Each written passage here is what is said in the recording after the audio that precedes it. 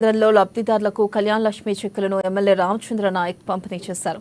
CM Revanth Reddy స్థాయిని దించాలని BRS నాయకులు తప్పుడు ఆరోపణలు చేస్తున్నారని మండిపడ్డారు. బీఆర్ఎస్ నాయకులు చేస్తున్న తప్పుడు ప్రచారాన్ని తిప్పికొట్టాలని కాంగ్రెస్ నాయకులకు పిలుపునిచ్చారు. 10 సంవత్సరాలుగా బీఆర్ఎస్ నాయకులు దొరికినంతగా దోచుకుని రాష్ట్రాన్ని అప్పులు కుప్పగా చేశారని ఆరోపించారు.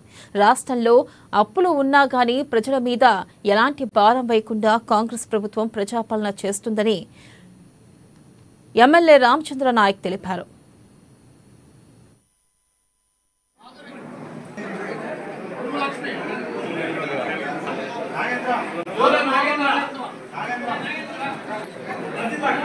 రేవంత్ రెడ్డి గారి కాంగ్రెస్ పార్టీ రేవంత్ రెడ్డి వాస్తవం కాదా? రేవంత్ రెడ్డి గారు నమ్మే కదా మనం ఓటు చేసింది. మరి రేవంత్ రెడ్డి గారి స్థాయిని తగ్గిస్తే ఢిల్లీలో శూన్యమనో రాహుల్ గాంధీ కోపం వచ్చి ఆయన తీసేస్తే మళ్ళీ వేరే వాళ్ళు సరిగ్గా చేయరు కాబట్టి మళ్ళీ మేము ఎక్కువ సరే కుట్రలు చేస్తూ ఉంటాం. ఎన్ని కుట్రలు చేసినా తిప్పి కొట్టే బాధ్యత మనం తీసుకోవాలి. అందుకే మీ అందరికీ వివరంగా ఏంటి చెప్తున్నాం.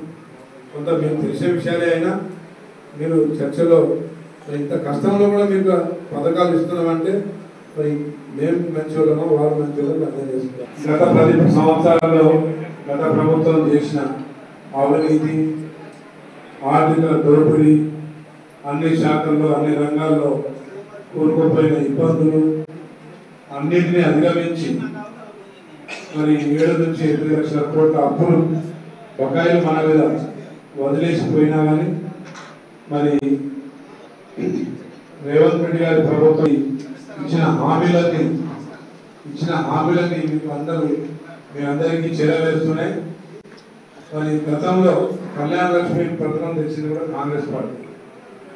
కళ్యాణ లక్ష్మి కానీ ముఖ్యమంత్రి సహాయ నిధి కింద చెక్కులు, ఆరోగ్యశ్రీ కానీ ఇవన్నీ పెట్టింది కాంగ్రెస్ పార్టీ. రేవంత్ రెడ్డి గారి కాంగ్రెస్ పార్టీ రేవంత్ రెడ్డి వాస్తవం కాదా?